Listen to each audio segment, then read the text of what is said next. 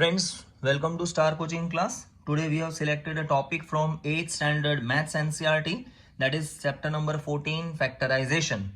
In the very beginning of the chapter, we have few sums related to method of common factor. Today in this video, we are going to discuss the same. Let us see the first sum. We are given the two monomials 14pq and another is 28p square q square. What we have to do is, in these two, we have to find out the common factor. So first of all, 14pq can be split as 14 as 2 7s are 14 into p into q. And next number is 28p square q square. So this 28 can be split as 2 into 2 into 7. You just check it out. 2 2s are 4, 4 7s are 28. P square q square. So p into p 2 times because square is given. Q square means q into q 2 times. Now we have to find common factor. So common factor is equal to, see, 2 and 2 common, 7 and 7 common. So you have to write all these factors in multiplication. P and here also p. Q and Q. Nothing else is common. Here 2 is left, but we don't have any extra 2 here. 1 P and Q is also left, right? Now whatever we have got common is our answer. 2 7s are 14 PQ. So this is our common factor. Let us write 16x cube. How will you write 16? So it is 2 into 2 into 2 into 2 4 times. 2 2s are 4, 4 2s are 8, 8 2s are 16. You have to split until you get prime factors. X cube into x 1 time, 2 time and 3 time. Next is minus 4x square. So minus 4 can be written as 2 2s are 4 into x square can be written as x into x. Next is 32x. So 2 5 times. 1 2 3 4 5. Check it out. 2 2s are 4, 4 2s are 8, 8 2s are 16, 16 2s are 32 and 1 x is also there. Now we will find the common factors. See, 2 times. Here also we have 2 times. Here also we have 2 times. So I can write 2 times. Now no more 2 we are having here. Okay, although we have here 2, here also we have, but we cannot take out common because the middle one, this term is not having any 2 now. Okay, remaining for common.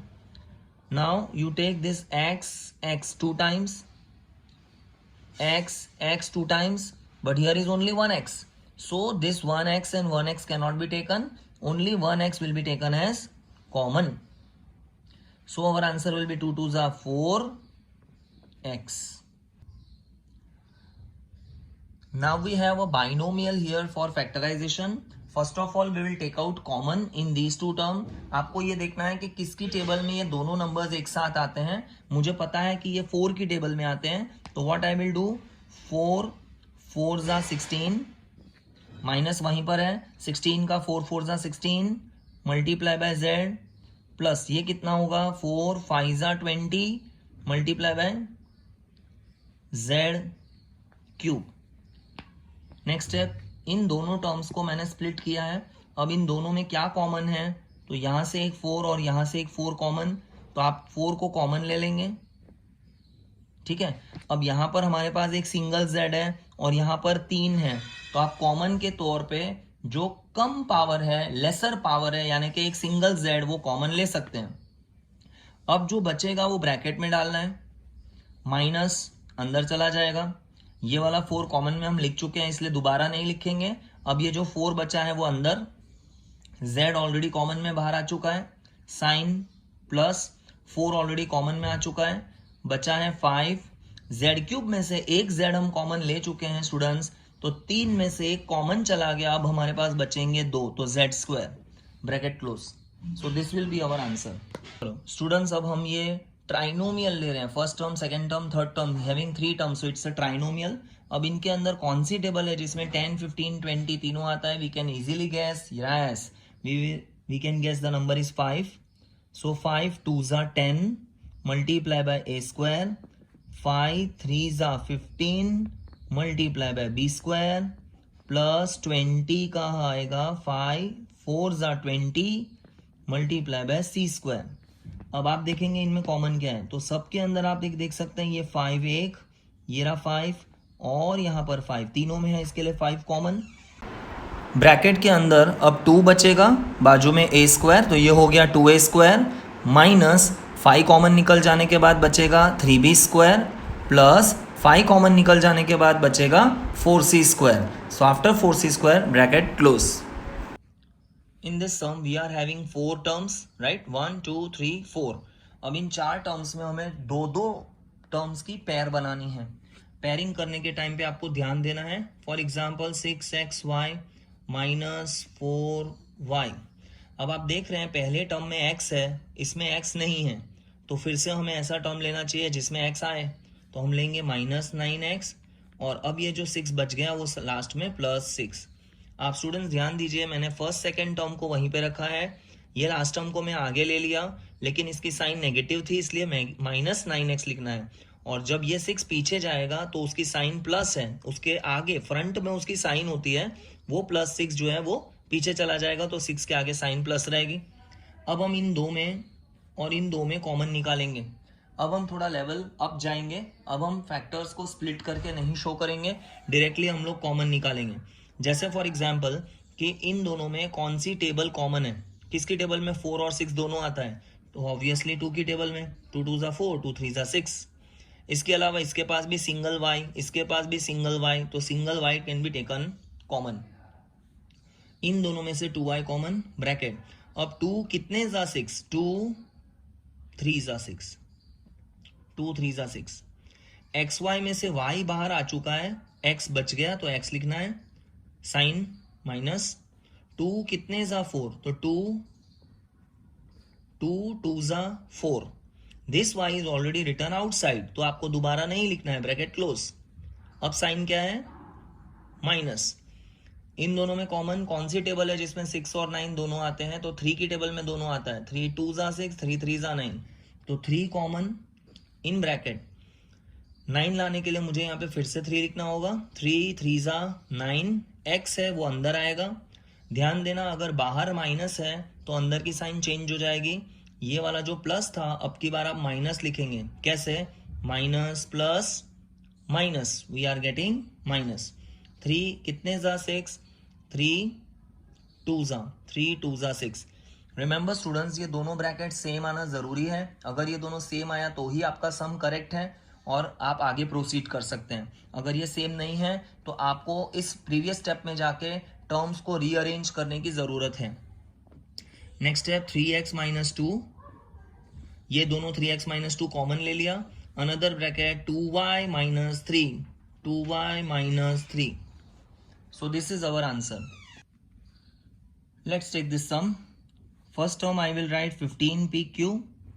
अब इसके बाजू में आप ऐसा term लिखें जिसमें p या q कोई भी एक टर्म आना जरूरी है, ताकि हम इस pq को उसके साथ कॉमन में ले सकें. फॉर एग्जाम्पल अगर हम लोग ये ले लेते हैं प्लस 9q. अब आप देखेंगे कि इनमें से q कॉमन निकल जाएगा.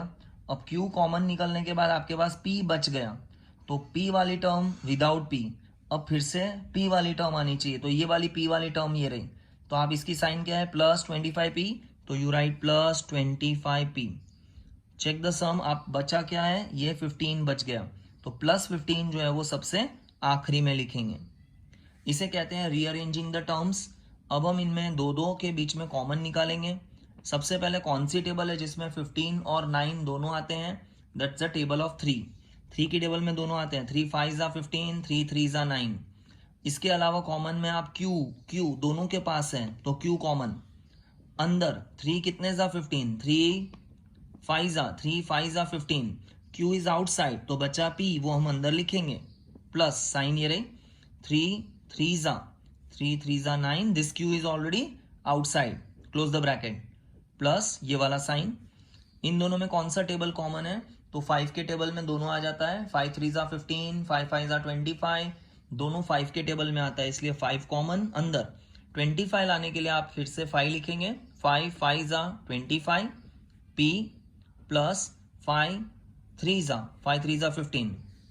ठीक है, आप देख रहे हैं दोनों ब्रैकेट हमारा सेम आया, 5p प्लस 3, 5p प्लस 3। तो कॉमन में हम एक बार लिखेंगे 5p प्लस 3। हाँ स्टूडेंट्स, ये 2 बार दिख रहा है लेकिन कॉमन में एक ही बार लिखा जाता है, ब्रैकेट 3q प्लस 5। तो दिस इज अवर आंसर। अब हमारे पास फिर से पॉलिनोमियल में 4 टर्म्स हैं, z minus 7 plus 7xy minus xyz, 1 2 3 और ये 4। हम इन दो में और इन दो में कॉमन लेते हैं। क्या लॉजिक है वो देख लीजिए। इन दोनों में कॉमन क्या है? इसके पास z है, इसके पास z नहीं है। इसके पास नंबर 7 है, इसके पास नंबर सिर्फ 1 है, कुछ नहीं है मतलब 1 है। कुछ भी कॉमन नहीं है तो आप 1 कॉमन लेंगे, ब्रैकेट में आप लिखेंगे z minus 7 as it is. 1 multiply by z is z, sign minus 1 7 ज़ा 7, साइन प्लस इन दोनों में कॉमन 7 है, इधर 1 है, कुछ भी कॉमन नहीं है। इन दोनों में कॉमन आप देख लीजिए, एक्स वाई इसके पास भी है, एक्स वाई इसके पास भी है। तो एक काम करते हैं, एक्स वाई कॉमन, ब्रैकेट में अब बचेगा 7 माइनस जेड। अब स्टूडेंट्स आप देखिए ये दोनों नंबर में क्या हो गया, एक में z माइनस 7 है और एक में 7 माइनस जेड है। इन दोनों को सेम बनाने के लिए हम क्या कर सकते हैं, 1 in bracket z minus 7 X Y in bracket, आप 7 माइनस जेड को z माइनस 7 लिख सकते हैं। लेकिन ऐसा करने से बाहर की साइन चेंज हो जाएगी, प्लस विल बिकम माइनस। होने का कारण क्या है, पहले 7 पॉजिटिव था, अब 7 नेगेटिव है, z नेगेटिव था, अब z आगे देखो पॉजिटिव है। तो आपने दोनों की साइन चेंज कर दी, जिस वजह से बाहर की साइन चेंज हो जाएगी। प्लस है तो माइनस, अगर किसी सम में यहाँ पे माइनस हो तो आप उसे चेंज करके क्या लिखेंगे, आप प्लस लिखेंगे। अब ये दोनों सेम हो गए तो ये दोनों कॉमन ले लेना है। तो पहला ब्रैकेट आएगा z minus 7, another bracket 1 minus X Y, 1 minus xy. So this is our answer. I hope you have understood this method. Do like, share, subscribe our channel. Also press the bell icon. Thank you.